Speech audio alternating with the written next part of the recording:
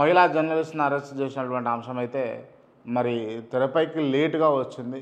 క్లియర్గా రేవతి అనేటటువంటి journalist, senior journalist, అదేవిధంగా తన్వి అనేటటువంటి ఇంకో జర్నలిస్ట్ ఇద్దరి మహిళా జర్నలిస్ట్ ఇద్దరిని కూడా రాష్ట్ర ప్రభుత్వం, రాష్ట్ర పోలీసు యంత్రాంగం అరెస్ట్ చేసినట్టుగా కనిపిస్తూ ఉంది. కానీ అరెస్ట్ చేసినటువంటి కొన్ని గంటల సేపు దాకా, దాదాపు 10 గంటల సేపు దాకా అసలు వాళ్ళ ఆచూకీ కూడా తెలియదు. అసలు వాళ్ళని ఎవరైనా కిడ్నాప్ చేసిర్రా, లేకపోతే ఎత్తుకొని పోయిరా, లేకపోతే సంపతందుకు తీసుకుపోయిరా కూడా తెలియదు.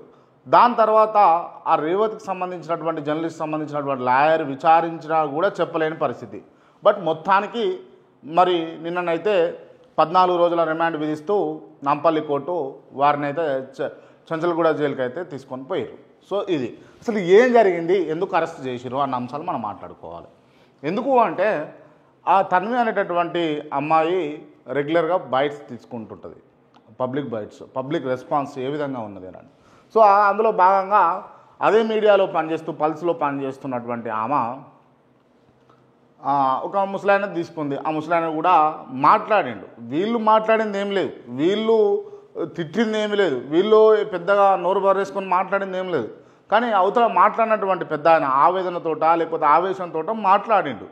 ఆ మాటలను పరిగణలోకి తీసుకొని వీళ్ళు కేసు ఫైల్ చేసినట్టుగా చూపిస్తూ ఉన్నారు. గతంలో చూసుకుంటే ఈ లొల్లాయి లాంటి వాళ్ళు కావచ్చు, కొంతమంది ఇంకా దుర్మార్గులు అందరూ కూడా ఇష్టం వచ్చినట్టు నోరు బారేసుకోరు. గతంలో కేసులైనాయి. సో దాన్ని కూడా ఖండించడం, అప్పుడు ఆ పరిస్థితులలో అట్లా చేయకూడదని ప్రభుత్వం పైన విరుచుకుపడ్డం. సో ఇప్పుడు ఎవరైతే అరెస్ట్ చేసిరో ఇప్పుడున్నటువంటి అధికార పక్షం, వీళ్ళు మళ్ళా అప్పుడు అరెస్టులు కావద్దు, అరెస్టులు చేయొద్దని ఖండించిన వాళ్ళే ఇప్పుడు చూస్తే మళ్ళీ వీళ్ళు అధికారం రాగానే వీళ్ళు అరెస్టులు చేస్తూ ఉన్నారు. ఇది ఎంతవరకు కరెక్ట్ అని అన్నది ఒకసారి ఆలోచన చేయాలి. ఎందుకు అంటే ప్రశ్నించే హక్కు ఉన్నది కాబట్టి, వాక్చాతుర్య హక్కు ఉన్నది కాబట్టి మాట్లాడుతూ ఉన్నాము. ఇదంతా కూడా జర్నలిజం అంతా కూడా ఈ బేసిస్లో నడుస్తూ ఉన్నది. అటువంటిది మీరు నోర్లు నొక్కి లేకపోతే గొంతు చిదిమితే ఎట్లా? మీరు ఇలా అధికారంలోకి వచ్చిందనంటే కొంతమంది జర్నలిస్టుల కారణంగా, మలాంటి జర్నలిస్టుల కారణంగా మీరు ఇలా అధికారంలోకి వచ్చారు.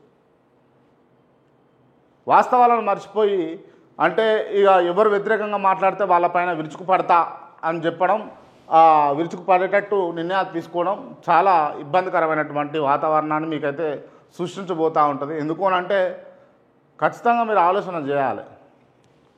గతంలో చూసుకుంటే క్రమేపీ అధికారంలోకి వచ్చిన నాటి నుంచి ఇప్పటిదాకా